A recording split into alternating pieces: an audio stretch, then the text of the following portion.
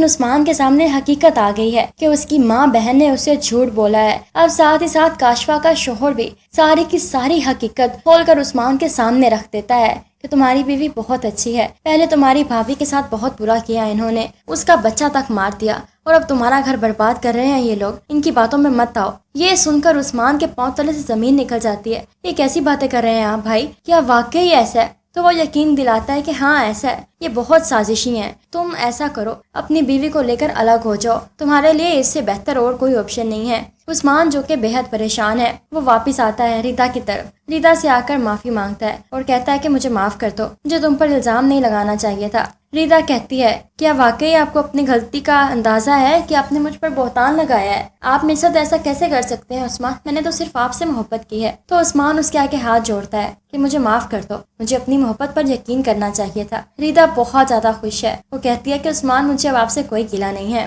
वो अपनी माँ को बताती है कि मैं उस्मान के साथ जा रही हूँ। खुशी देखकर उसकी माँ बेहद खुश होती है। रिदा को लेकर उस्मान वापस आ जाता है। उसकी माँ बहन देखती रह जाती हैं कि तुम इसको ले आए, अच्छा किया, अब इससे कहो माफी मांगे हमसे। जिस पर उस्मान कहता है कि क्यों, वो माफी क्यों मांगेगी? तो उसकी माँ कहती है कि तुम्हारा बदतमीजी की थी इसने कितना गलत किया है हम सबके साथ। तो उस्मान कहता है कि रिदा जाओ तुम अपने कमरे में। ये सुनकर रिदा हैरान है, वो अपने कमरे में चली जाती है। तो उस्मान अपने घर वालों को कहता है कि मैंने अलग घर देख लिया है, मैं रिदा को लेकर वहाँ पर शिफ्ट हो रहा हूँ। उसके माँ बाप के पाँव तले से जमीन निकल जाती है। ये क्या कह रहे हो तुम उस्मान, तुम ऐसा कैसे कर सकते हो हमारे साथ? तो उस्मान कहता है कि वैसे ही जैसे आप लोगों ने मेरे साथ किया। क्या कुछ नहीं करते आए आप लोग मेरे पीछे? आपने मुझे मेरी बीवी से अलग करने के सारे प्लान्स बना लिए थे। आप लोगों को जरा शर्म नहीं है कि आपका बेटा आपसे कितनी मोहब्बत करता है। मैं तो अपने भाई तक को गलत समझता रहा। उस भाभी को उसको मैंने इतनी बातें सुनाई, उसके बारे में इतना बुरा भला सोचा कि वही कम बख्त थी, उसी ने सब कुछ गलत किया मेरे माँ बाप के साथ। लेकिन मुझे क्या पता था